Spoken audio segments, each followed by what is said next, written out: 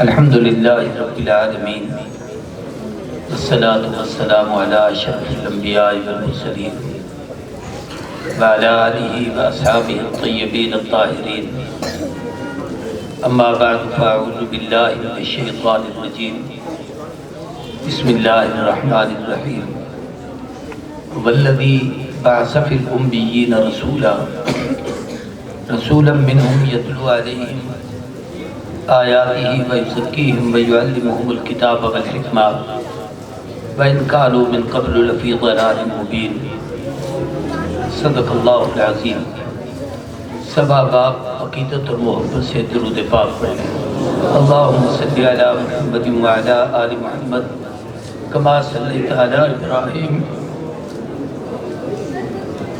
وعلی آل ابراہیم انک حمید مجید۔ لائق سب تعظیم و تکریم اکابر علماء کرام، واجب الاحترام برادران اسلام، قابل قدر بزرگوں، دوستوں اور بھائیوں، آج کی یہ خوبصورت تقریب آپ کی اس دینی ادارہ جامع مسجد سید المرسلین اور جامعہ تعلیم القرآن کا یہ حسین اجتماع ان خوش نصیب طلباء کے اعزاز میں جن لوگوں نے یہاں پر بخاری شریف کی تکمیل کی اور علوم نبوت کا وہ چند سالہ جو نصاب ہمارے اکابر کا ترتیب شدہ ہے اس کو مکمل کیا، وہ خوش نصیب علماء جنہوں نے یہاں افتاء کا کورس کیا، یعنی ہمارے مدارس کے نظام کی PhD کی، اور پھر وہ خوش نصیب بچے جنہوں نے یہاں قرات اور قرآن مجید کو مکمل کیا، یہ ان کے اعزاز میں ہے۔ ہمارے ہاں صحیح بات یہ ہے کہ کسی شادی پر اتنی خوشی نہیں ہوتی جتنی اس تکمیل پر خوشی ہوتی ہے۔ میں نے یہاں وقت کی نزاکت کو سامنے رکھ کر اور میری اپنی علالت اور صحت کی کیفیت یہ ہے کہ جمعہ پڑھ کے خانپور سے نکلا ہوں، کل رات یہاں پہنچا ہوں اور آج صبح سے لے کر اس وقت تک مسلسل وہ گردش میں ہوں، اور رات بھی مجھے نیند نہیں آئی، اس سے پہلی رات بھی نہیں آئی۔ میں اب بھی مولانا نعمان حاشر صاحب جو ہمارے محبوب مخدوم ساتھیوں میں ہیں، ان سے کہہ رہا تھا کوئی نیند کی گولی کہیں سے لے دو۔ پھر رات میں نے ایک جگہ کہا تو ڈاکٹر کہنے لگا جی ہمیں جب تک ڈاکٹر کا نسخہ نہیں دو گے، میڈیکل سٹور والا کہنے لگا آپ کو نہیں دیتے۔ میں نے کہا سفید داڑھی پہ ہی کوئی اعتماد کر لو، لیکن آج کل قوم کا مزاج کچھ ہو رہا ہے۔ اللہ علماء سے وابستگی، تعلق اور محبت نصیب کرے۔ ایک بات تو آپ سے یہ عرض کرنی ہے کہ جن خوش نصیبوں نے قرآن مجید اور علم نبوت کی تکمیل کی ہے، یہ نبوت کی وراثت کے امین ہیں۔ گویا ہمارے اسلاف اور اکابر نے وہاں سے یہاں تک علم نبوت منتقل کیا ہے۔ حضرت اقدس مفتی صاحب دامت برکاتہم اللہ علیہ کی اللہ عمر صحت میں برکت دے، ہمت کر کے اپنے تمام معمولات کو جاری رکھتے ہوئے اور اس انتظام و اہتمام کو سنبھالتے ہوئے بھی مکمل بخاری شریف پڑھائی ہے، یہ بہت بڑا احساس ہے۔ علم نبوت دنیا میں واحد علم ہے کہ جب ہم آپ پڑھتے ہیں تو طالب علم کو استاد اپنے سے لے کر رسول اللہ صلی اللہ علیہ وسلم تک پوری سند بتاتا ہے۔ اور میں اس کا آسان طریقہ آپ کو بتاتا ہوں کہ ہمارے بر صغیر میں یہ علم نبوت امام شاہ ولی اللہ محدث دہلوی کی محنت سے پھیلا ہے۔ وہاں سے ہمارے تک یہ جتنا سلسلہ ہے ہمیں اپنے اساتذہ پڑھاتے ہوئے لکھواتے ہیں۔ شاہ ولی اللہ سے لے کر صاحب کتاب تک اساتذہ لکھوا دیتے ہیں کہ میں نے یہ کتاب کس کس سے پڑھی، اور صاحب کتاب سے رسول اللہ تک کتاب والا لکھ دیتا ہے کہ یہ حدیث میں نے کہاں سے پڑھی ہے۔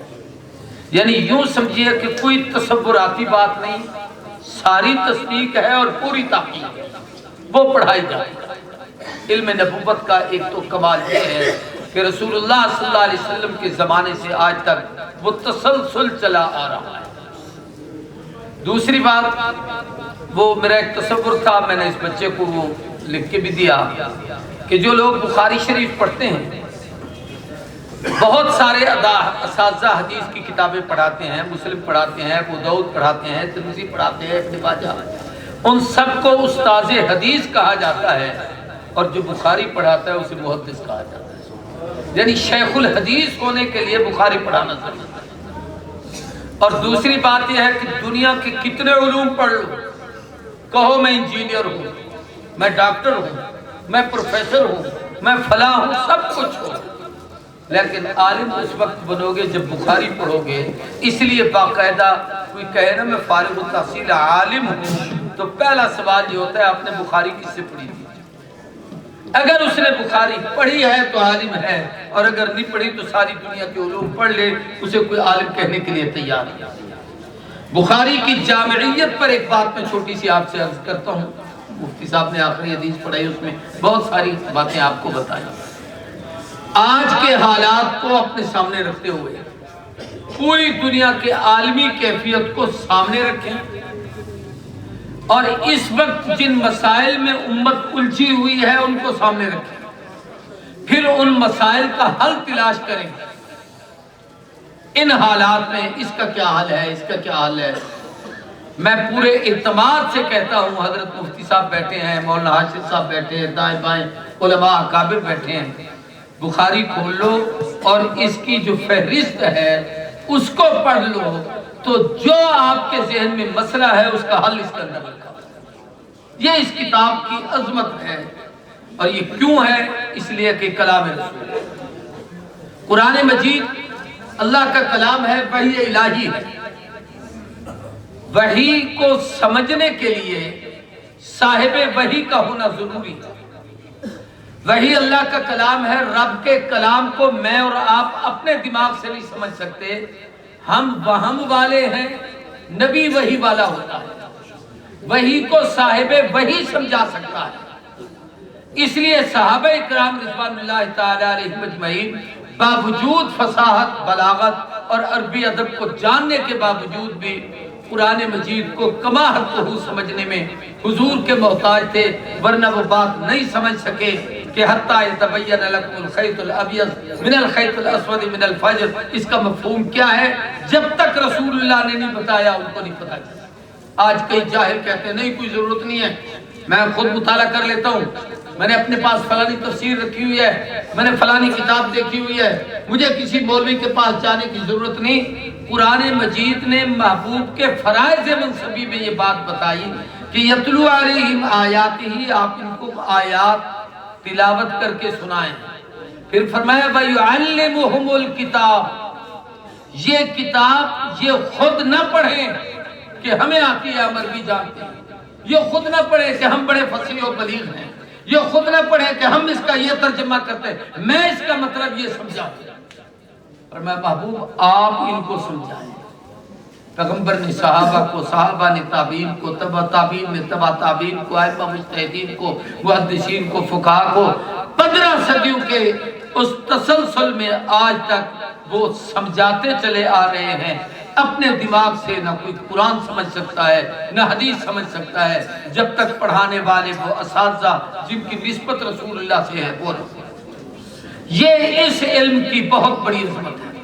دنیا کے آپ جتنی کتابیں پڑھتے ہیں، اسکول میں، کالج میں، یونیورسٹی میں، کسی کتاب کو ہر 2 سال کے بعد ان کا نصاب بدلتا ہے۔ ایک بات تو یہ ہے، اب پہلا نصاب چلا گیا، یہ کس نے لکھا ہے کوئی پتہ نہیں، اچھا کسی پروفیسر نے لکھا ہے تو اس نے کس سے پڑھا ہے یہ بھی کسی کو پتہ نہیں۔ لیکن یہاں مفتی ناصر صاحب سے لے کر رحمت کائنات تک ایک ایک ہستی کا نام محفوظ اور موجود ہوتا ہے۔ پہلی بات تو میں نے آپ سے یہ کرنی ہے کہ اس علم کو سیکھو جس کے لیے اللہ نے محبوب پر پہلی وحی میں فرمایا اقرا بسم ربک الذی خلق۔ وہ علم پڑھیے جو رب کے نام سے شروع ہوتا ہے۔ اللہ کے نام سے شروع ہونے والا وہ ہے جس کی شروع میں بسم اللہ ہوگی، اللہ کے نام سے شروع ہونے والا وہ ہے جس کی ابتدا الحمدللہ ہوگی، اللہ کے نام سے شروع ہونے والا وہ ہے جس کی ابتدا میں اللہ کا ذکر ہوگا، اللہ کی حمد و ثنا ہوگی، وہ قرآن مجید ہے اور وہ احادیث نبویہ ہیں اور وہ علوم نبوت ہیں جو امت میں چل رہے ہیں۔ باقی جتنے علوم ہیں وہ دنیا کے گزارے کے فنون ہیں۔ سائنس پڑھتے ہیں یہاں کام آتی ہے، قبر میں نہیں کام آئے گی۔ انجینئرنگ سیکھتے ہیں یہاں کام آتی ہے وہاں نہیں کام ہے. یہ وہ چیز ہے جو یہاں بھی عزت دیتی ہے. امام مالک کا ایک جملہ ہے کہ حصول علم میں ذلت ہے. جب یہ بچے پڑھتے ہیں کبھی کوئی ان سے پوچھے ماں باپ سے جدا، بہن بھائیوں سے جدا، گھر سے جدا، جناب نیچے چٹائیوں پہ پڑے ہوئے ہیں، سونے کے لیے بسترا نہیں ہے، کھانے کے لیے ٹائم وقت پر پوری روٹی نہیں ہے، یہ ساری تکلیفیں سہ کر جب پڑھ کر 12-14 سال کے بعد تیار ہوتے ہیں تو فرمایا پھر حصول علم کے بعد جتنی عزت اس علم میں ہے دنیا کے کسی علم میں. امام مالک رحمہ اللہ کے سامنے جب ان کے استاد کا ذکر آتا، والد کا ذکر آتا تو خوش ہوتے کہ کوئی میرے باپ کے ذکر خیر کرتا ہے، لیکن جب ان کے کسی استاد کا ذکر ہوتا تو وہ چھومتے. تو کسی نے ان سے پوچھا اس کی وجہ، فرمایا باپ کے ذکر پر بھی خوشی ہے کہ میرا باپ ہے، لیکن باپ جنت سے زمین پہ لایا ہے. استاد کے ذکر پر اس لیے جھومتا ہوں کہ استاد زمین سے جنت میں لے کے جاتا ہے. تو جنت کا راستہ یہ علم ہے جو ان بزرگوں کی وساطت سے ہمیں ملتا ہے. اب میں اس پر ایک بات آپ سے عرض کرتا ہوں.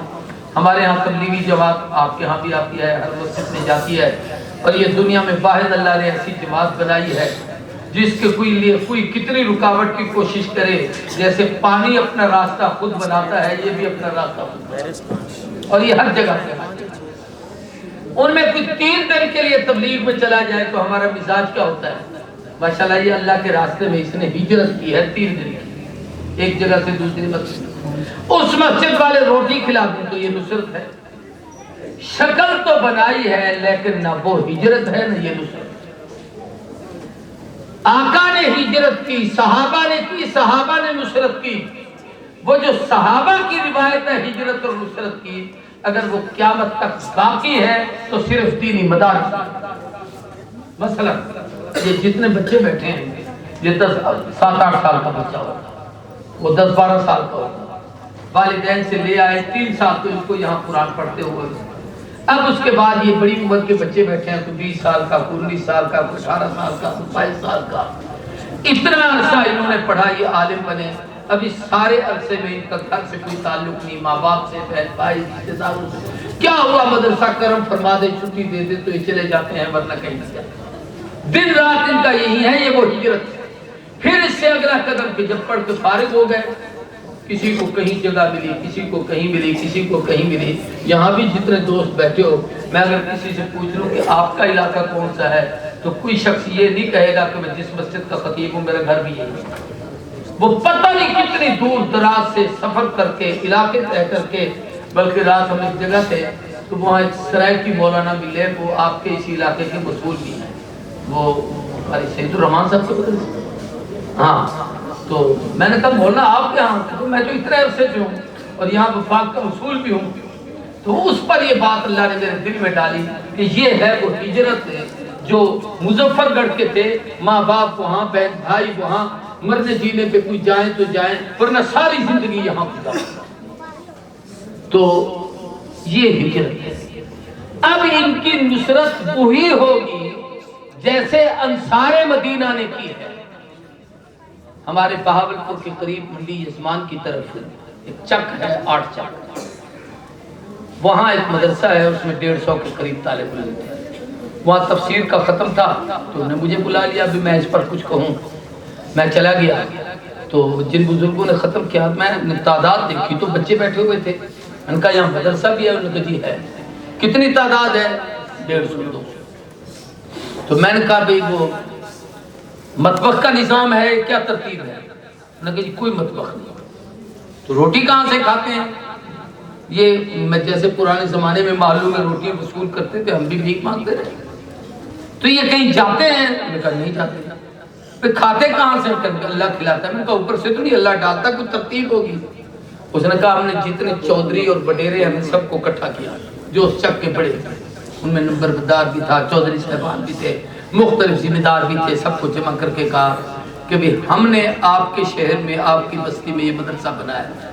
ہم نہیں چاہتے کہ باہر سے ہم بھیک مانگیں، آپ ان بچوں کی کفالت کا انتظام کریں. تو وہاں بیٹھ کر نہ चौधरी ने कहा 2 बच्चे मुझे दे दो, एक ने कहा 3 मेरे हवाले कर दो, एक ने कहा 2 मेरे हवाले कर दो, नंबरदार ने कहा 5 मेरे हवाले कर दो। और यहाँ मतबख नहीं बनेगा, ये हमारे घर खाना खाएंगे मेहमान बनकर, वो वहां दस्तरखान। अब की बात भी है, अब भी वहां यही निजाम चल रहा है, दस्तरखान बिछाते हैं, तलबा सुबह जाते हैं, आगे दस्तरखान बिछा हुआ होता है, उनके मर्द या बड़े बच्चे वहां बैठे होते हैं, नाश्ता लगा होता है, तलबा खा के घर आ जाते हैं, वो खुद बर्तन उठाते हैं, धोते हैं, साफ करते हैं, दोपहर को रोटी खा के आ जाते हैं, शाम को रोटी खा के आ जाते हैं। इस तरीके से वो पूरा मदरसा चल रहा है। मैं आपको ये बताना चाहता हूँ कि ये हिजरत और नुसरत का वो हकीकी तसव्वुर जो है वो दीनी मदारिस है। अब सवाल ये है कि क्या हम इनकी नुसरत वैसे करते हैं जैसे सहाबा ने हुजूर के दोस्तों के सहाबा की मुहाजिरीन ने अंसार ने मुहाजिरीन की? नहीं। अपने काम काज के लिए सब कुछ कुर्बान है, मस्जिद और मदरसे के लिए 10 रुपए निकाल के देते हैं। आजकल बड़ा तीर मारेंगे तो 500 निकाल के देते, 1000 रुपए निकाल के देते। बहुत बड़ी बात होगी तो मुमकिन है कि कोई आदमी कोई किताब कुरान मजीद का सेट दे दे, तो ये कोई नुसरत नहीं है और ये कोई खुदा पर एहसान भी नहीं। नुसरत यही है कि जिस तरीके से अपनी जिंदगी गुजार रहे हैं, आप भी अपनी जिंदगी इन इदारों के लिए वक्फ करें। मुफ्ती साहब आप बैठकर पढ़ाएं, ये बैठकर पढ़ें। इस वक्त जितने बच्चे हैं 2 मेरे हवाले कर दो, 1 मेरे हवाले कर दो। अपने बच्चों के कपड़े लूंगा तो इनके भी लूंगा, अपने बच्चों की जूती लूंगा तो इनके भी लूंगा, अपने बच्चों के खाने का इंतजाम करूंगा तो इनका भी करूंगा। सही बात मैं कहता हूँ कि अगर हम सही माने में सिर्फ ज़कात देने वाले बन जाएं तो हमारे मदारिस को कहीं से भीख मांगने की जरूरत भी ना पड़े। ताबईन के वाक़यात में से अचानक गुफ्तगू को मुख्तसर करनी है, चूँकि एक वाक़या ज़हन में आया है और वो बड़ा अजीब है। उसमें 3 किरदार हैं, एक किरदार बीवी का है, एक किरदार शौहर का है और एक किरदार बच्चे का है। हजरत फरोख एक सहाबी, ये ताबी सहाबा का आखिरी दौर है। सैयदना अनस रज़ियल्लाहु ताला अन्हु उस वक्त हयात है। हमारे यहाँ मुख्तलिफ मैदान हैं, उसमें उलमा काम कर रहे हैं, कोई तबलीग के मैदान में, कोई जिहाद के मैदान में, ये पढ़ने पढ़ाने वाले तालीम के मैदान में। सहाबा ताबीन में ये होता था कि एक ही जमात होती थी, हर मैदान में काम करते, जाते तबलीग करते, जो मुसलमान हो जाता उसको वहाँ दीन सिखाते, जो सीख के तैयार हो जाता उसको कुफ्र के मुकाबले के लिए खड़ा करते। तो ये एक तरतीब चलती है।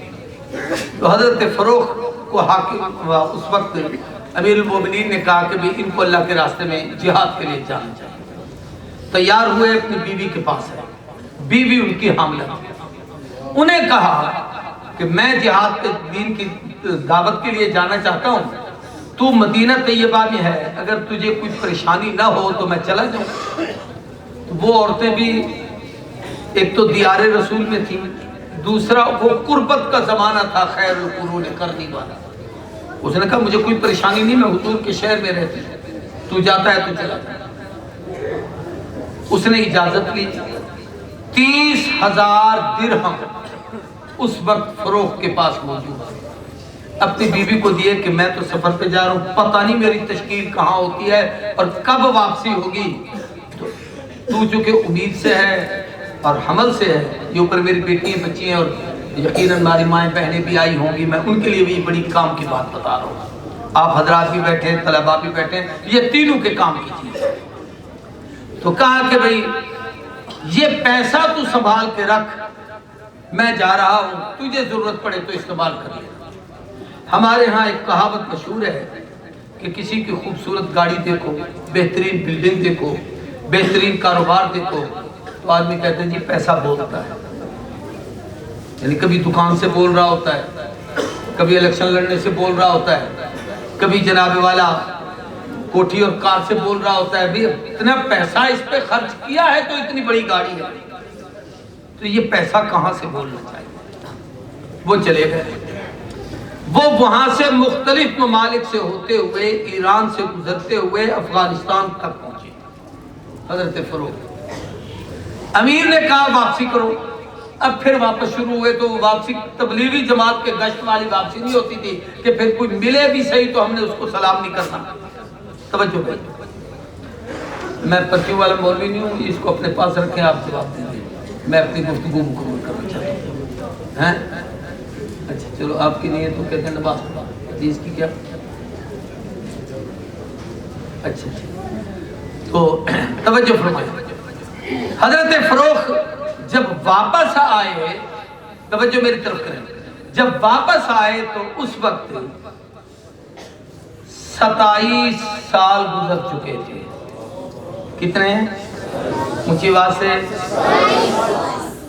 شہروں کی آبادی دنوں میں بڑھتی ہے، آپ اپنے شہر کا اندازہ لگیں کتنی بڑی آبادی ہے، کتنے بڑے بڑے ٹاؤن بنتے جا رہے ہیں۔ یہاں سے آپ چلے تو جہلم تک میرے خیال ہے آپ کا شہر ہی نہیں ختم ہوگا، آگے چلے جائیں تو پشاور تک درمیان میں وقفہ ہی کہیں نہیں ہے، تو اتنی جلدی بڑھتی ہے آبادی۔ اب فروخ کو ایک پریشانی ہوئی کہ میرا گھر کہاں تھا، رات کا وقت تھا، وہ تلاش کرتے کرتے کرتے مکان کے دروازے پہ آ گئے، اندازے سے یہی گھر ہے۔ اب وہاں کھڑے کہ میں دروازہ کھٹکاؤں، اندر جاؤں، یہی گھر ہے، پتہ نہیں ہے۔ اچانک گھر کے اندر سے جیسے نوجوان سامنے بیٹھا ہے، اس طریقے سے خوبصورت پروقار حسین ایک چہرے والا نوجوان باہر بیٹھا۔ اس نے دیکھا ایک ادھیڑ عمر کا بابا ہمارے دروازے پہ کھڑا ہے۔ اس نے کہا بابا تمہیں اتنی جرأت رات کے اس وقت نبی کے مدینے میں کسی کی عزت کا تمہیں لحاظ نہیں، ہمارے گھروں کے دروازے پہ کیوں کھڑے ہو؟ تو بابا نے کہا تمہیں شرم نہیں آتی، غیرت نہیں ہے؟ گھر میرا ہے، تو اندر سے باہر نکل رہا ہے، الٹا مجھے کہہ رہا ہے۔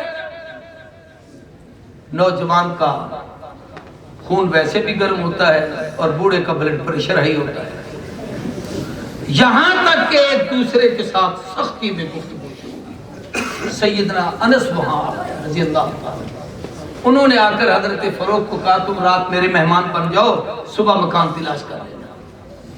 اب جب یہ گفتگو ہو رہی تھی تو اندر سے عورت نے اس بچے کو آواز دے کے کہا اس سے پوچھو اس کا نام کیا ہے؟ اس نے نام بتایا، میرا نام فروخ ہے۔ اس عورت نے کہا بیٹے آنے دو، تیرا باپ ہے۔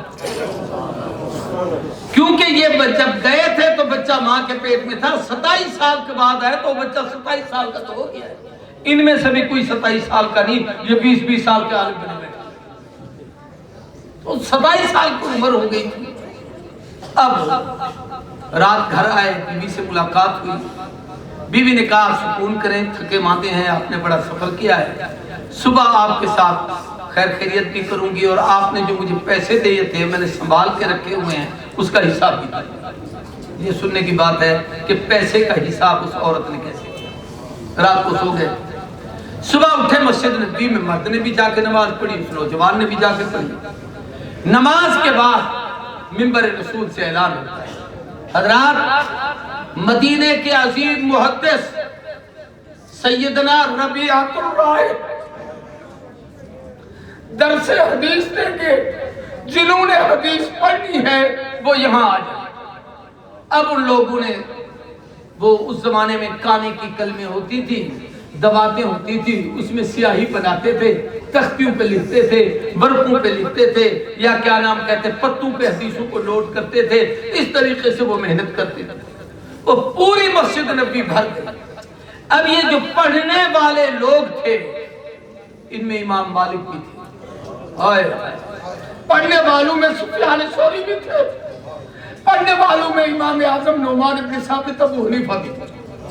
یہ شاگرد ہیں، اور ربیعۃ الرائے کے لیے ایک مسند بچھائی گئی، ہمارے ادھر ہزار حدیثوں میں ہوتے ہیں، تاکہ استاد اتنا اونچا ہو کہ ہر شاگرد چہرہ دیکھ سکے اور اب بات کو سمجھ سکے استاد۔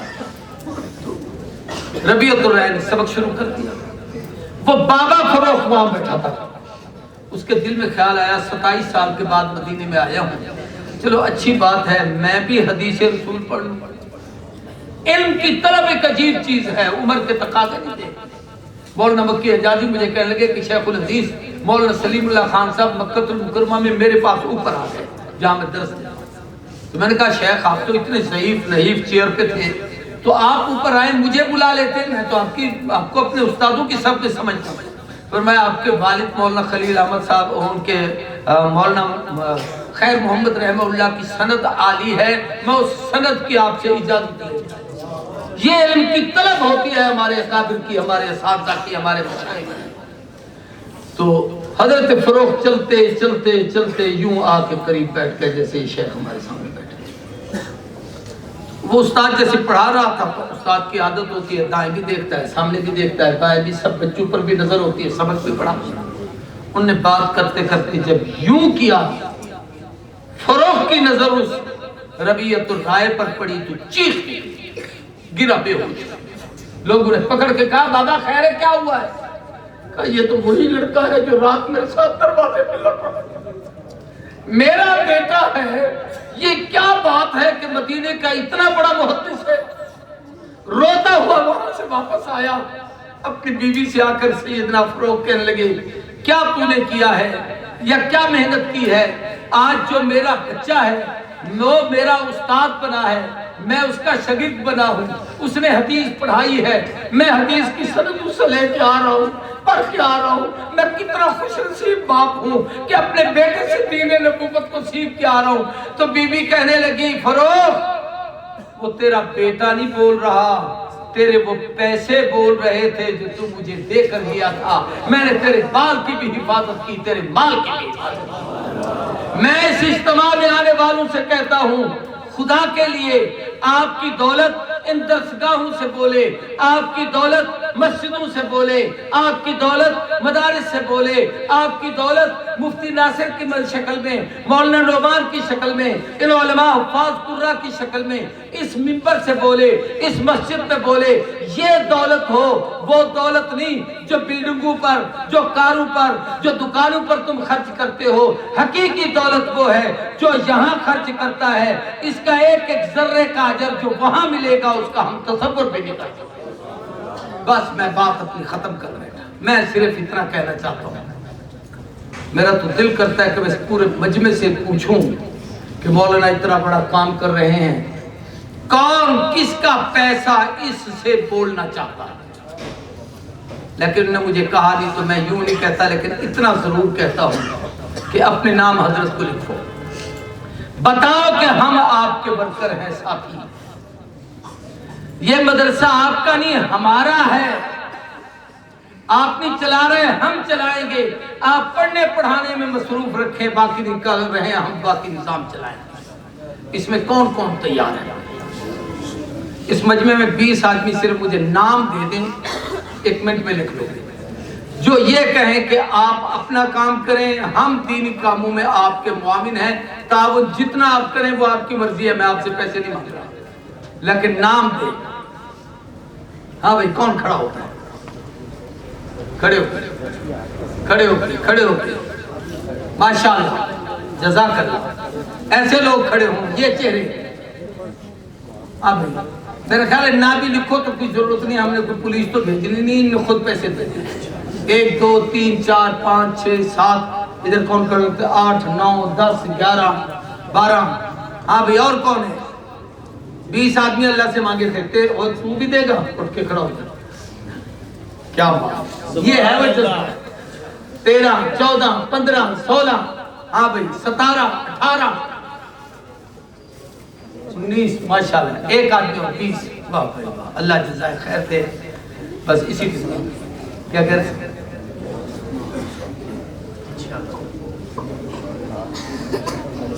ہاں ہاں بھائی، میں نے 4 بزرگوں سے بخاری شریف کا سبق پڑھا ہے۔ حضرت اقدس مولانا مفتی محمود صاحب رحمہ اللہ جو قائد جمعیت تھے قاسم علوم میں، وہ مولانا فخر الحسن کے شاگرد ہیں، اور وہ حضرت شیخ الہند مولانا محمود الحسن کے شاگرد ہیں۔ اگلی سند آپ کے پاس ہے۔ دوسرا علامہ محمد شریف کاشمیری رحمہ اللہ سے میں نے حدیث پڑھی تھی، اور علامہ شریف کاشمیری انور شاہ کاشمیری کے شاگرد ہیں، وہ حضرت شیخ الہند کے شاگرد ہیں۔ تیسرا مفتی محمد عبداللہ ملتانی، یہ حضرت مدنی کے شاگرد تھے، حضرت مدنی حضرت شیخ الہند کے شاگرد تھے۔ اس سال قاری محمد طیب صاحب رحمہ اللہ جو دارالعلوم دیوبند کے 50 سال محکم رہے، وہ وہاں تشریف لائے تو مفتی محمود صاحب ان کو قاسم علوم میں لے آئے۔ سارے طلباء کو، ہم 70 کے قریب دورہ حدیث میں تعلیم تھے، سب کو جمع کیا اور مجھے اعزاز حاصل ہوا کہ حضرت نے جس کرسی پہ بیٹھنا تھا، میرے پاس وہ سندھی چادر ہوتی تھی، میں اوپر اڑتا تھا، میں نے وہ بچھائی تو قاری صاحب اس کے اوپر بیٹھے۔ پھر قاری حضرت نے مفتی صاحب نے کہا کہ آپ اپنی دیوبند کی، چونکہ آپ براہ راست دیوبند کے محتمم ہیں، دیوبند کے مدرس ہیں، یہ بچے نہیں وہاں جا سکتے، آپ کو اللہ لے آیا ہے، ان کو اجازت دیں۔ تو حضرت نے فرمایا میں تمہیں اپنی ایک خاص سند کی اجازت دیتا ہوں، وہ یہ ہے کہ مولانا خلیل احمد سہارنپوری نے ایک مرتبہ مجھے اور مولانا زکریا کاندھلوی کو بلایا رحمہ اللہ، مہاجر مدنی، اور فرمایا حدیث کی کتابیں لے آؤ۔ ہر کتاب کی ابتدا پڑھی بھی صحیح، سنی بھی صحیح۔ پھر اس کے بعد حضرت نے ہمیں اپنی سند لکھوائی۔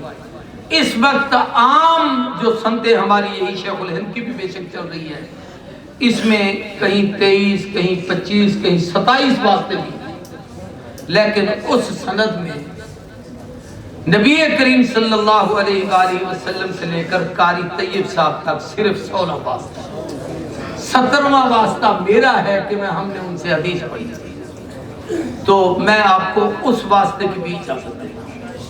اور ایک واسطہ ایک خاتون محدثہ کا ہے، انور شاہ کشمیری ملے تھے حضرت سید بنوری رحمت اللہ علیہ، بی بی آمت اللہ مجددی جو شاہ عبد الغنی مجددی کی بیٹی تھی، ان سے ان نے حدیث سیکھی۔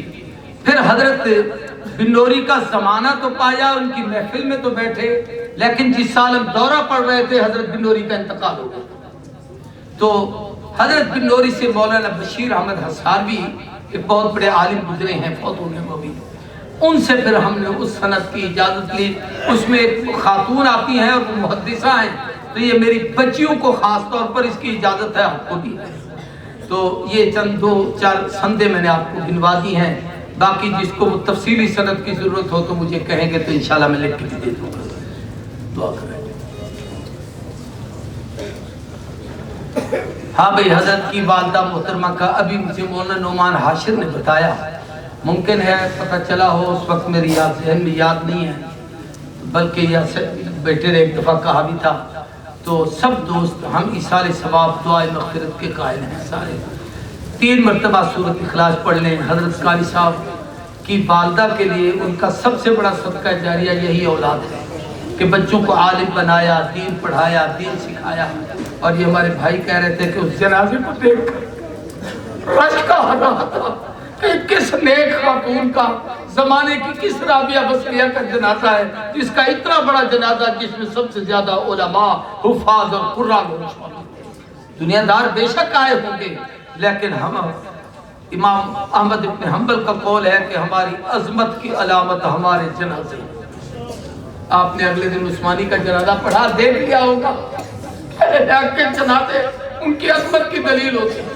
پچھلے دنوں مولانا عبد المعبود کا انتقال ہوا، آپ نے ان کا جنازہ پڑھا، آپ کو پتہ چلا کہ ہمارے اکابر کتنے عظیم لوگ۔ سب حضرات 3 مرتبہ سورۃ اخلاص پڑھیں، ان سب کی ارباح کو ایصال ثواب کریں، اور پھر اس کے بعد دعا مانگتے ہیں۔ اعوذ باللہ من الشیطان الرجیم، بسم اللہ الرحمن الرحیم، الحمدللہ رب العالمین الرحمن الرحیم مالک یوم الدین، ایاک نعبد و ایاک نستعین، اہدنا الصراط المستقیم صراط الذین انعمت